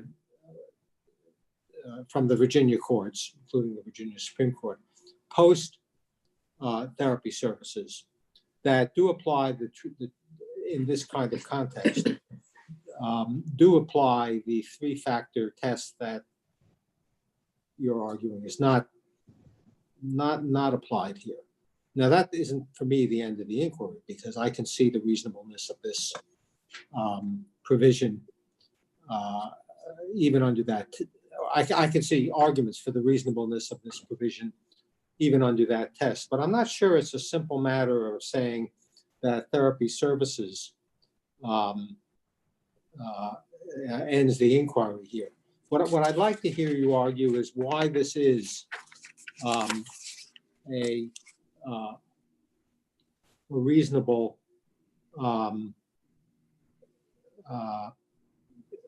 enforceable non-solicitation provision, recognizing that the law looks at these kinds of provisions with a somewhat, gimlet eye. They're not favored. So why don't you speak to that, if you would? Sure. So fundamentally, this is not a naked restraint of trade. This is not, what you hear going, we won't hire your people, you don't hire our people because we don't want to get into a bidding war for folks. That is not at all this situation, which is where you see most of the current activity going on in these types of cases. Furthermore, it's narrow. We heard testimony, we weren't going to enter into this agreement absent some protection that you were not going to steal our employees. Iron Vine looked at it. They didn't reject it. They just sent it to their lawyers. Their lawyers made it reciprocal. They all agreed it was appropriate and okay for the circumstance, that if we're going to work together, neither company wants to become, an uncompensated employment agency for the other. And it was narrowly construed just to support that agreement, absent entering into this agreement. Absent that clause saying we won't steal your employees, Signacom doesn't enter into this agreement. That sort of cuts against policy of, encouraging businesses to grow, encouraging them to work together. It's very narrowly construed to protect their existing legitimate business interests, not to be some overly broad restraint of trade or otherwise, so broad that it's going to implicate the public good. And I think The overbreadth concern with this provision, I think mainly, if not entirely, relates to its language that each party agrees that the other party will not, in any other way, not just the question of offering employment, but in any other way, directly or indirectly, induce any employee of the other party to terminate his or her employment with the other party. I think that language, is fairly susceptible to criticism as being vague, a bit vague and broad. How do you respond to that? I think it comes into play exactly in the scenario we were talking about earlier, where Iron Vine basically is running around behind Signacom's back saying, hey, go work for them. They have a job for you. We've already decided this is a done deal. You should leave Signacom, come work for our single unified team.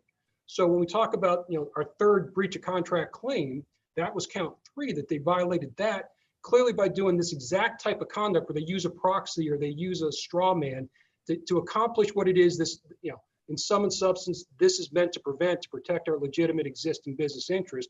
Otherwise, it lets them do an end run around. How many of the 6 employees, this gets back to something I was asking you earlier, how many of the 6 employees did Iron Vine actually have any communication with whatsoever about leaving? So we know certainly Wilbur was. Type. So I believe 5 of the 6, and you see in the record, the only one I'm not sure about is Mr. Shiflett, and you see also Mr. Jarbo. If you look at PX 47, which is after they went to dinner and sort of divvied up the employees, who's going where. Mr. Jarbo is the one who sent the horribly offensive email that you've heard all about now. Iron Vine a week later saying, oh, we're going to hire that guy.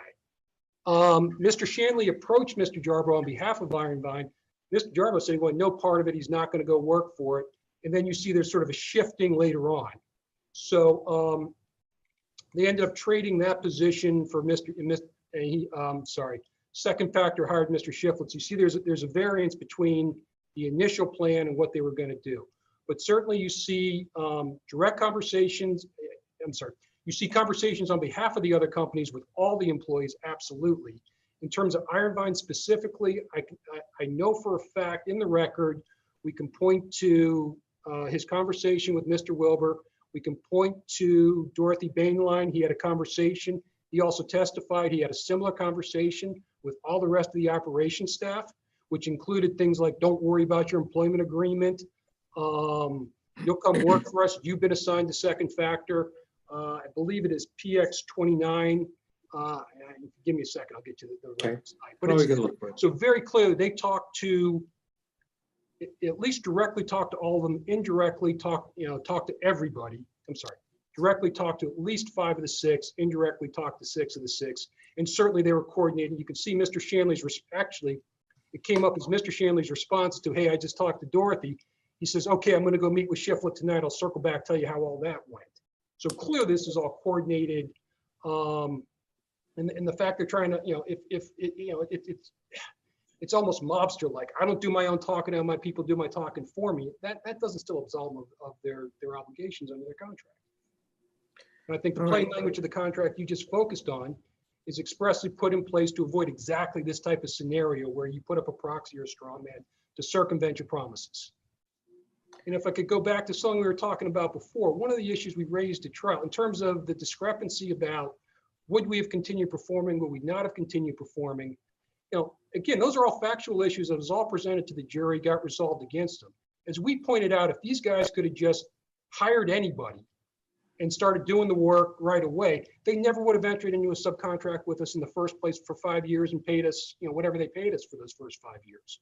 The record also shows they didn't talk to any other employee, with one exception. After Jarbo says he's not coming on board, they didn't talk to any other employees. They simply went after these people. In fact, with Wilbur, they offered him a job before ever seeing his resume. So it's not like they can say he just happened to be the most qualified. They absolutely went after him, targeted him. Mr. Shanley went to him, said, here's Mr. Geimer's telephone.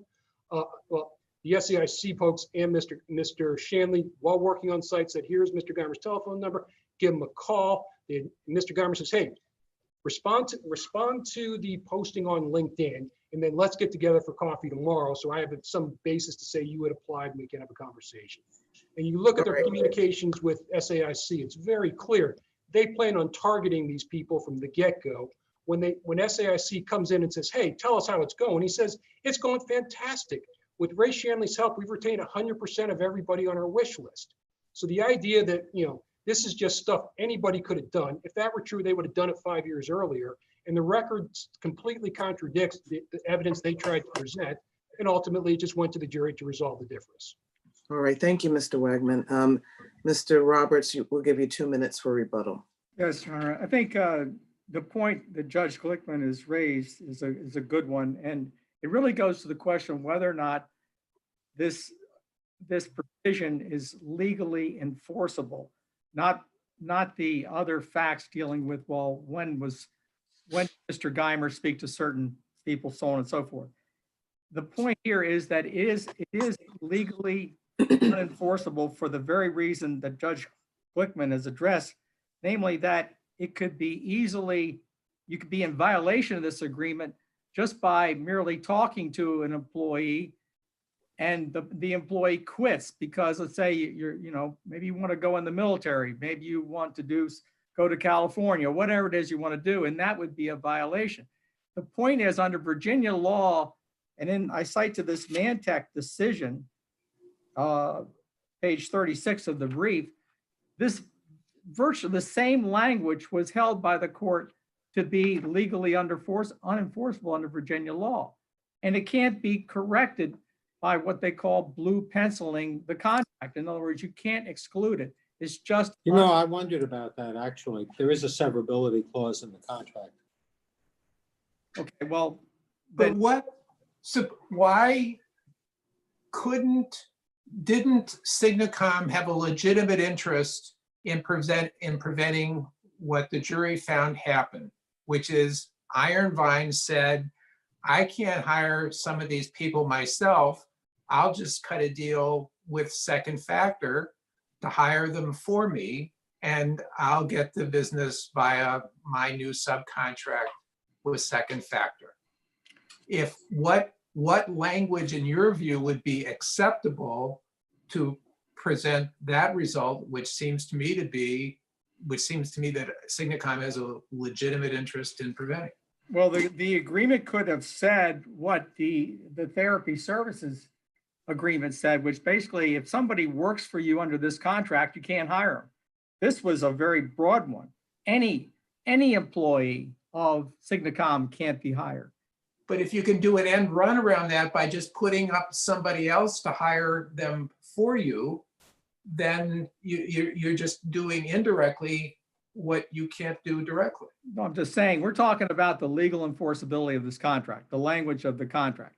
And I'm saying that it's legally unenforceable because it's overbroad. And my question is, I guess I'll break it down. First, do you agree that Signacom had a legitimate interest in contractually prohibiting Iron Vine from putting somebody else up to hire employees under its auspices that Iron Vine couldn't hire directly? And if That's what- so, what language would pass muster under Virginia law? Well, what would pass muster would be a provision which says you can't hire the same employees who worked on this contract for whatever, a year. The same employees who worked on this contract, you can't hire. That would be narrowly drawn. And so can you say you can't enter into a subcontract with somebody and get those people to hire away the same employees you can't hire directly? No, I agree with the principle. You can't violate a contract indirectly and get out of it. I'm not disagreeing with that point. I'm just saying the contract is overbroad as drawn. This is a point that was raised by motion. Okay, then what language would pass muster under Virginia law that would prohibit Iron Vine from doing indirectly what it cannot do directly? Well, I think that with that being the principle, all they have to say is you cannot hire the same persons that worked on this contract, this Vanguard program, you can't hire them within 1 year. That's all they'd have to say. I don't think you need extra language. You can't do indirectly what you can't do directly. I don't think that's necessary. I agree to that concept. All right, thank you. We'll move to segment 3, which is the final segment of the arguments today. And this will focus on Signacom's cross appeal from the dismissal of its civil conspiracy claim. In this segment, Signacom will be allotted 10 minutes, including any time it chooses to reserve for rebuttal. And Iron Vine and Second Factor will be allotted 10 minutes between them, which they may divide as they see fit. Thank you. Thank you, Your Honor. I would like to reserve 2 minutes for rebuttal if I could, please. I want to talk for a second about how we ended up with 2 different conspiracy claims in our complaint. As initially pleaded, we only pled common law civil conspiracy, which is ultimately count 10, related to their joint efforts to tortiously interfere with our employee relationships. After we filed our initial complaint, Mr. Shanley and Second Factor filed a motion to dismiss, supported by a declaration from Mr. Shanley, basically alleging he could only be subject to Virginia courts because he was a Virginia resident. Second Factor was a Virginia entity. Most of the work he does in support of the contract, he does from his home in Virginia. He works on the contract from his home, as well as facilities in Virginia, Maryland, and DC. Very specifically, he said the agreement to injure Signacom and its business or reputation, he doesn't use those exact words, but the agreement that's at issue here, he said that was governed by Virginia law and he executed it in Virginia. So with that, we filed an amended complaint, added count 11. And the reason is there is no, there's a statutory prohibition on injuring someone in their business or reputation. There's a statutory prohibition on conspiracy to do so in Virginia. There's no analog under DC law. There's only the common law derivative liability for tort liability. So we see this as, there's no, there's a strong interest in Virginia enforcing this provision. There's no corollary interest in DC not enforcing this interest or having its laws applied to it.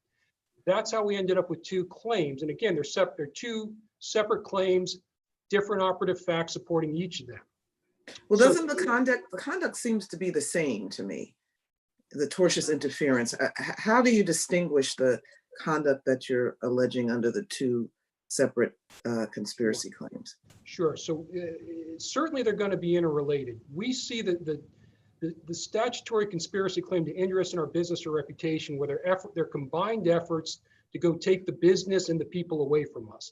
They went about tortiously interfering to take the people away, but it's sort of part and part. It's part of the bigger conspiracy. And we can see throughout 2015, they're actively going. You can see Iron Vine actively going to SAIC, talking about how terrible they are, how you should get rid of Signacom, talking about, and we can get into. What operative fact supports the common law claim that does not support the statutory claim and vice versa? You say there are different operative facts. Sure. So in March of 2015, for example,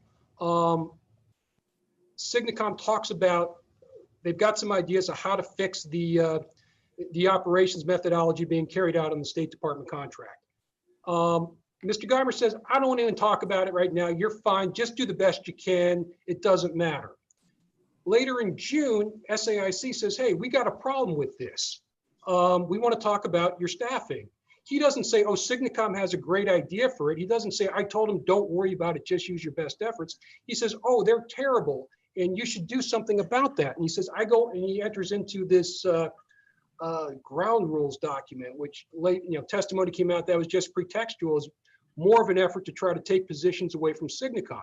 And again, you see Mr. Geimer repeatedly going to SAIC, looking for opportunities to take business away, repeatedly not presenting complete versions of the facts to SAIC to make it more appealable to SAIC that they're going to let him basically take this business for themselves.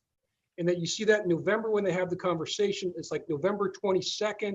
They go have a conversation. Mr. Shanley and Mr. Geimer have a conversation. Isn't that all part of your argument that this whole idea of that SAIC was unhappy was a pretext? It's all part of the same course of action to kick Signacom off the contract, but keep the business by hiring the employees.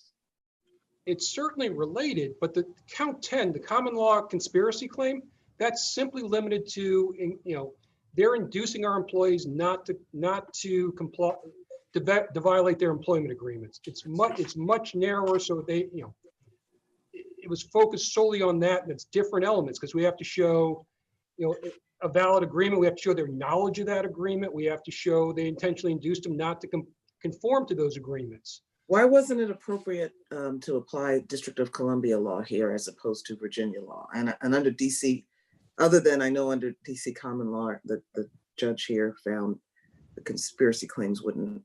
There is no comparable statute in DC. So DC common law is simply derivative liability for torts. So in other words, Mr. Shanley could be held liable for the actions of Mr. Geimer in terms of tortious interfering with our employees. There is no standalone cause of action for conspiring to injure someone in their business or reputation. So there is no comparable DC statute or common law cause of action where we could have pursued that. In fact, that's originally why we didn't do so until we heard from Mr. Shanley through his declaration, all these different things that made it now possible to pursue that. Well, you were allowed, if I understand correctly, under DC law, to pursue liability for the tortious overt acts that were committed as part of the conspiracy. And that's what I understand count 10 to have been. Do you disagree with that?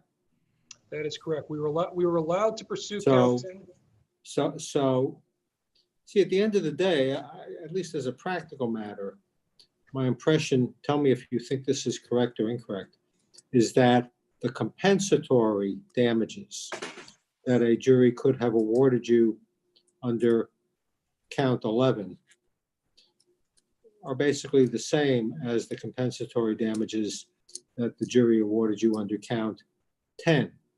And that the only practical difference on the record of this case, and that the only practical difference, though it may be a very significant difference, is that the Virginia statute, if I understand correctly, authorizes treble damages. The jury obviously did not award treble damages or punitive damages, for that matter, if I understand correctly, on count 11. Do I have all that correct? That is correct. Count 11 was dismissed, so it never made it to the jury. In fact, and they made it a point in the post-trial discussion we had. We were thinking about, should we move for reconsideration? Judge did cut that off, say, no, jury's already been instructed. They were not instructed on that claim. So it just never reached them. To your point, would the damages that came back potentially, the compensatory damages potentially overlap? I think that's very likely. With the breach of, because that was the whole point, was to steal our people, steal our business. But to your point, we are entitled to the treble damages and the other remedies available under the statute, which we were deprived of. Oh, what other remedies are available under the Attorney's statute? attorney's fees. Oh, And theoretically, the jury could look at it differently and say, we're not necessarily limited to breach of contract damages under the Virginia statute. As a practical matter, in this case, they probably would have looked a lot alike. I mean, I don't think, to be honest, my impression, frankly, is that if we leave aside the possibility of nominal damages, which I don't think really is practical to speak of in this case, the only damages that Signacom really argued to the jury or proved, even when it thought count 11 was still in the case, were the lost profits on the Vanguard contract. And so I take it that what would have happened, see, it seems to me very odd to say that the same basic conspiracy you can go to the jury and have them award damages on under both DC law and under Virginia law. In fact, it's not clear to me there's much difference in truth between DC law and Virginia law, at least as far as this case is concerned. So I take it, I'm thinking that probably if you had gone to the jury and they had given you a verdict on count 11, it would have been, you would have elected at some point as to which of the two verdicts, in other words, if you had a verdict on both count 10 and count 11, I'm thinking that you would have elected at that point which one to take. Does that sound right to you? And would have had to elect. Does that sound right to you? Or do you think they're not? different That's not causes. correct? So the answer is, I think they're different causes of action. So I think, there could have been duplicative damages, which would have been resolved later, which is sort of different from Maybe causing that's us to make different an from election. saying you have to elect. Yeah, that could be. I guess that's right. So, I mean, and sort of the beginning of that, I think there is a difference between DC law and Virginia law on this issue. Again, just because there's no standalone cause of action to conspire to injure someone in their business or reputation. Under DC, it's purely derivative under some existing common law tort, as opposed to a statutory prohibition in the in Virginia that does not exist in the District of Columbia. That's why we kept saying there is no choice of law issue to resolve here. There's no competing interest involved. We have a Virginia statute involving two Virginia companies and a Virginia resident ganging up on a third Virginia entity for work that's going to be performed in DC and Virginia, except for a month from now, it's all going to be performed in Virginia. So certainly the focus was of this conspiracy was going to be in Virginia. We felt that harm at Signacom's headquarters in Virginia. So we think it's appropriate that it be brought, we think we met all the elements and it was appropriately brought. But there is no corresponding, DC, and that's why it got dismissed, as opposed to saying, okay, count 11 now has been changed to DC law. it was dismissed outright. Jury was never instructed on it. So I think we are talking about different causes of action supported by different operative facts, unquestionably related. I mean, this is all sort of part of the overall scheme. They couldn't have carried out their conspiracy to injure us without conspiring to tortiously interfere with our people in addition to things. But we see this as different. We also see this as a waiver issue. Literally, they raised this as the jury's walking back in to hear closing arguments. They filed, dispositive motions. They filed an answer. We filed a pretrial order in this case. Never once mentioned it at all. In fact, they advised that the jury should be instructed on the heightened burden of proof related to the Virginia statute at the beginning of trial. Well, I'm not sure I agree with you that it's necessarily an abuse of discretion for the judge to have considered the issue at that point when it was raised at that point, because I'm looking at this, at least in the abstract, putting aside whether this fits these facts. People could say, look, we expected them to put on evidence of a Virginia connection to this case. And now that we're at the end of the trial, we see they didn't. And so, Judge, this case, that count doesn't apply here. I don't know that there's any, that there's an abuse of discretion by the trial court in saying at that point, in effect, you're right, after hearing from both sides. May I address that? Yeah. So in terms of a directed That may verdict, not apply here. I understand that, but in understood, principle. but in terms of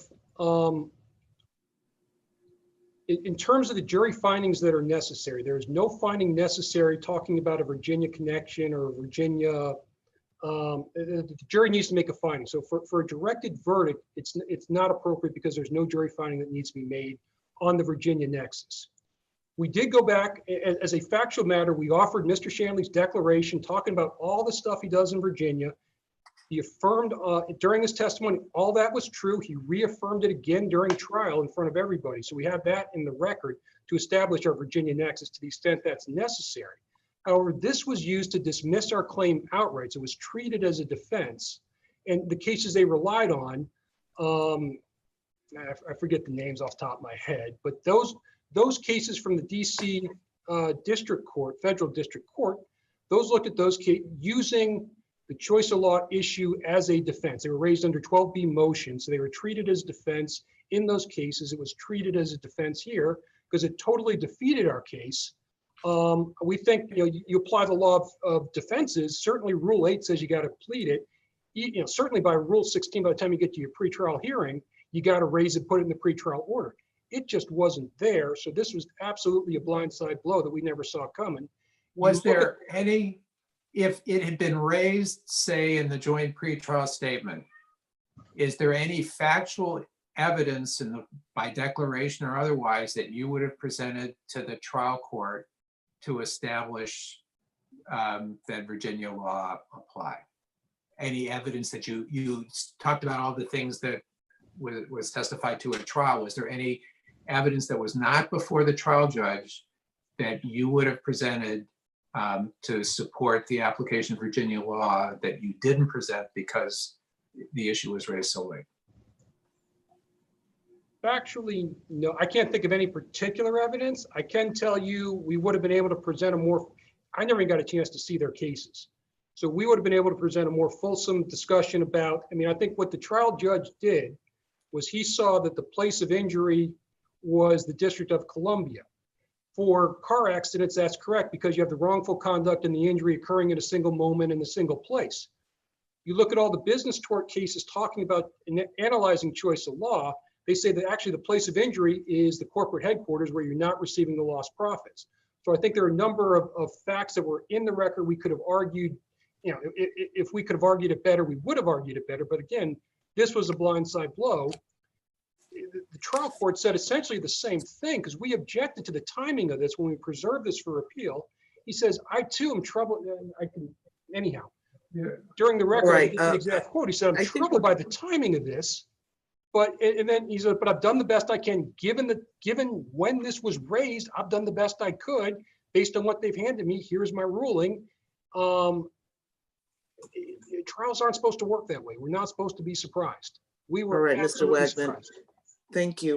I know you've reserved some time for rebuttal, but let's hear from Mr. Roberts at this time. And again, I guess Mr. Coburn and Mr. Roberts, do you plan to divide your 10 minutes equally?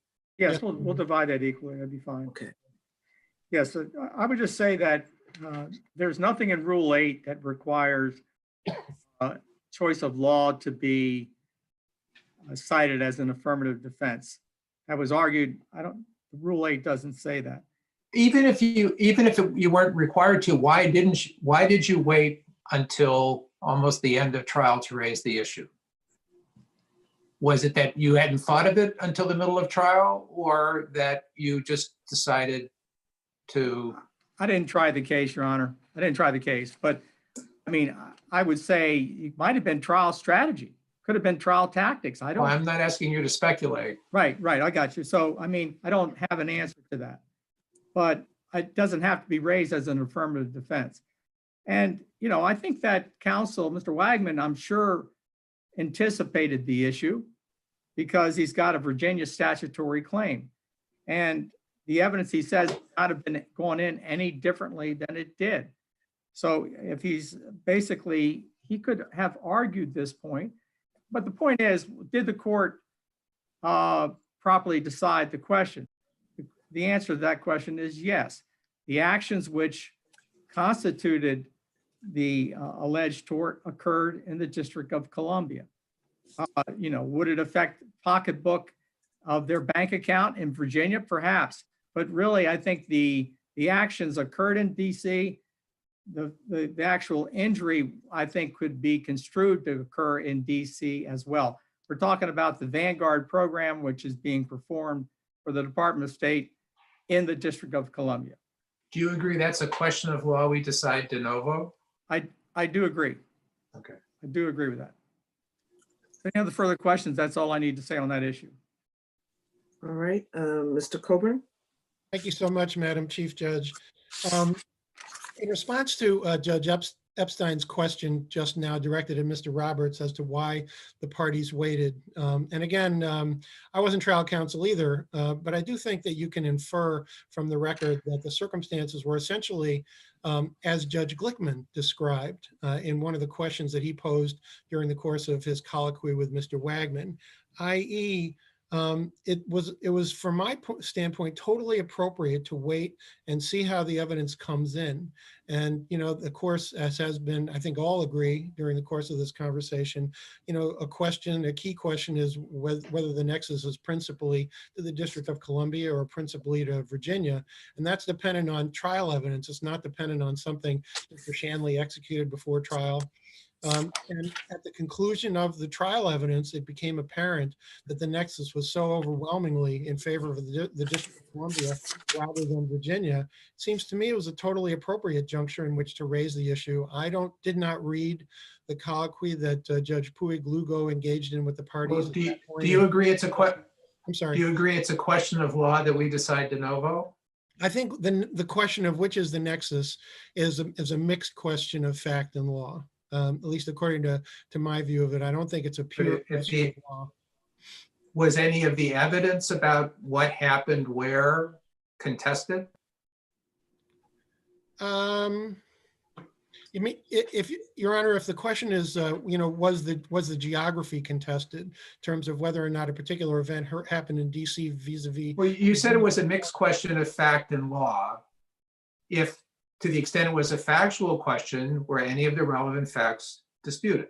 I don't think the facts in terms of whether things happened in Virginia or DC, whether they happened in one jurisdiction as opposed to the other, was disputed. However, I don't think that answers Your Honor's question. My view is that whether or not there's a nexus, whether or not the nexus is principally DC as opposed to Virginia, I don't think that's a pure legal question, even if. Okay, but surely you would agree it's a question of law for the judge to decide. I don't think whether or not I say this, of course, obviously very respectfully, but I don't think the question as to even if whether or not a particular piece of conduct occurred in Virginia as opposed to DC, I don't think the issue as to which jurisdiction's law applies to the facts that were elicited at trial is a pure question of law. Now, of course, I could be. But my question is, I don't think so. whether it's an issue for the judge and only the judge to decide, or do you have a question on the verdict form asking the jury to decide whether some facts relating to the applicability of Virginia law? No. I agree with Your Honor entirely. That's not for the Okay, jury. but then I don't understand if it's a question solely for the judge to decide and none of the facts were disputed, then you didn't have to wait to see how the evidence came in at trial. You could have teed it up before the trial. I don't think that's correct. Just very respectfully, I think you had to see how the evidence was teed up during the course of the trial, because I think I would, and again, I could be, Your Honor is going to know the answer to this probably far better than me. But I mean, I don't think whether or not it's a question for the court as opposed to the jury resolves the question of whether it is a pure question of law as opposed to a mixed question of law and fact. I think it is the latter, despite the fact that it is a question just for the court, not for the jury. I could be wrong, and I apologize if I am, but I think that's the way the law operates. So I heard during the course of Mr. Wagman's colloquy, mainly with all of the judges, but I guess the one I focused on was particularly the questions from Judge Glickman and also Judge Epstein. I think he conceded the conduct's essentially the same, vis-a-vis both jurisdictions, that the conduct is interrelated, that it's in response to Judge Epstein's question, the same core of operative fact, the damages overlap, that there's simply no reason. I mean, it may very well be true that the doctrine, the applicable doctrine in Virginia comes via a statute, whereas in the district it comes via the common law.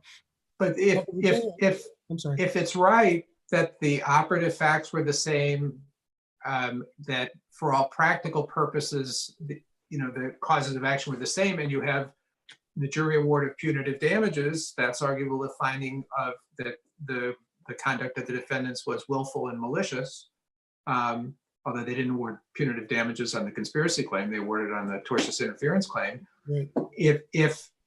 If we decide as a matter of law that the plaintiff should have been allowed to pursue the Virginia statutory claim, is there a need for a new trial? Because the jury already found that that the two defendants conspired willfully and maliciously to injure Signacom. I think there would absolutely be a need for a new trial. I mean, I think the burden, and I could have this wrong as well, but I believe the burden that is imposed is higher than the burden that the jury was charged with. In other words, under the Virginia statute, I think the jury has to find it to a higher standard than to a preponderance. If I've got that wrong, I don't have the statute in front of me, but I think that's the way it operates. And moreover, to whatever extent, even if it's relatively minimal, the way a jury would be charged with respect to the Virginia statute is different as opposed to the way they were charged on count 10. I think that clearly, from my standpoint, would necessitate a new trial. But at least as I understand it, I mean, the doctrine, the essential doctrine, leaving aside the proof and so on, the doctrine, in terms of DC common law, damage to business reputation, compared with the Virginia statute is essentially the same. I think the trial court was right about that. And I would just second Mr. Roberts's observation that this is, when you talk about choice of law, that's not an affirmative defense. I don't know of any case that suggests it's an affirmative defense. It's not an enumerated affirmative defense in Rule 8, and it's not sort of cognitively an affirmative defense. I mean, it's an issue that has to be adjudicated in the context of jury instructions and resolution of a Rule 50 motion and so on and so forth. I didn't hear, at least according to the way I read the transcript, I don't see Judge Puig-Lugo suggesting, any criticism of the defendants for teeing up the issue at that point. I think he thought it was appropriate. He addressed it, he resolved it, and from our standpoint, he resolved it appropriately. I should note, by the way, that I don't believe Mr. Wagman, I don't believe Signacom raised this question of failure to include in the pretrial statement or the pretrial order at the trial level. I believe that came up for the very first time in the context of this appeal. Okay, thank you, Mr. Coburn. Mr. Wagman, I think you reserved 2 minutes for a rebuttal.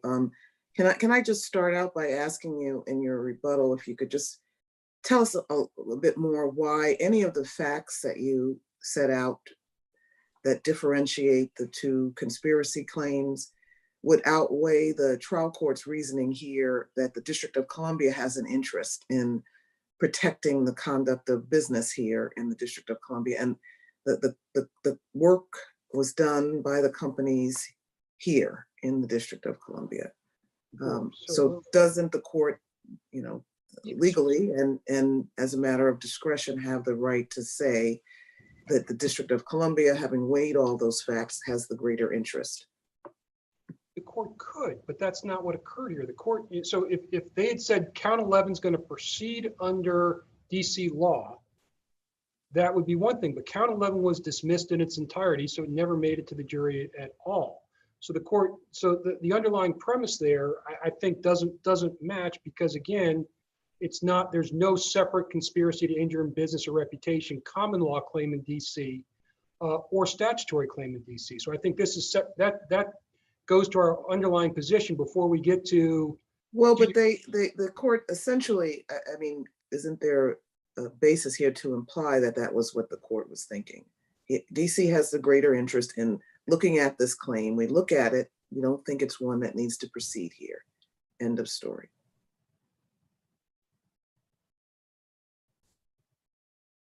That I would agree that they determined choice of law dictates that DC law would apply. But again, it wasn't a DC has an interest in protecting that. DC has a separate interest and we're going to apply the laws of DC. The outcome was DC doesn't have a law addressing this conduct, therefore it was dismissed in its entirety. So I do agree with the idea that the judge determined based on what was, you know, the couple minutes he had to consider things, he determined DC law should apply. And because of that, because there is no analog under DC common law or statute, it was dismissed in its entirety instead of proceeding under a different, under DC law. If I could turn real quickly, a couple points that were raised. The idea that it has to be based on trial evidence, I don't believe is correct. In fact, if you look at the discussion the judge was having during his ruling, he was asking Mr. Geimer, you know, where is your office located? I understand this, and there was other information coming in from outside the record. And again, the cases they relied upon, you know, those were 12B motions.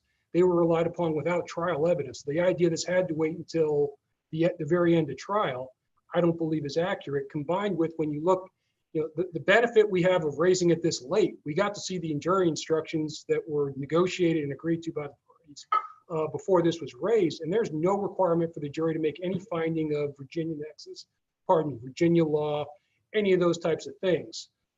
Going back to, it's not Rule 8, it's not enumerated in Rule 8. Every court that's considered the issue has determined that choice of law issues can be waived.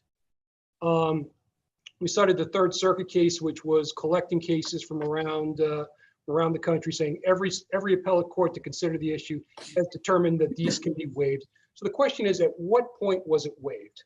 Quite honestly, it comes up most often at summary judgment, where if the parties go to summary judgment agreeing a certain law applies, the court says, I don't have to make an independent determination, I'm going to agree, then it's waived at that point. So we can say it was waived at summary judgment. We can say it was waived at, you know, we think they had to plead it. There are enough exceptions to Rule 8 that certainly if they'd gotten in a dispositive motion during the 2 years we litigated this case, it'd be hard to argue. But the fact it's not in the pretrial order, the fact they waited till the very last moment of trial, after the jury was instructed on the heightened burden of proof for this, it had to be waived somewhere in there. So our view is whether or not, however you want to characterize it, again, because it was used as a defense, we characterize it as a defense. You want to call it a choice of law issue, unquestionably it can be waived. It was waived at summary judgment or sometime well before the pretrial order. All right, thank you. I'd like to thank all counsel for your briefs and arguments today. And I think unless there are any additional questions from my colleagues, that concludes our arguments today. Thank you so much. Thank you, Your Honor. Thank you. Thank you. I think our courtroom clerk will sign us out of the This court court is session. now adjourned.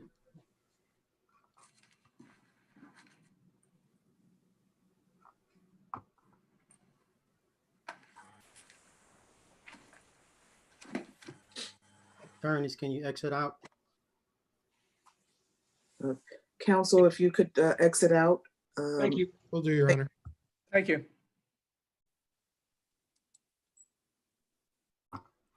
Thank you, Chief. Chief, I'm going to assign you as the co-host. So right now, if you can go to where the participants is at, and you can assign me, you can make me as the host. Let's see. So where the courtroom clerk, you think it should be more, and then select host for me. Make host. You want to change the host to the courtroom clerk. I should say, okay, Yes, or, okay. thank you. So All right, so now I'm going to assign you as the co-host.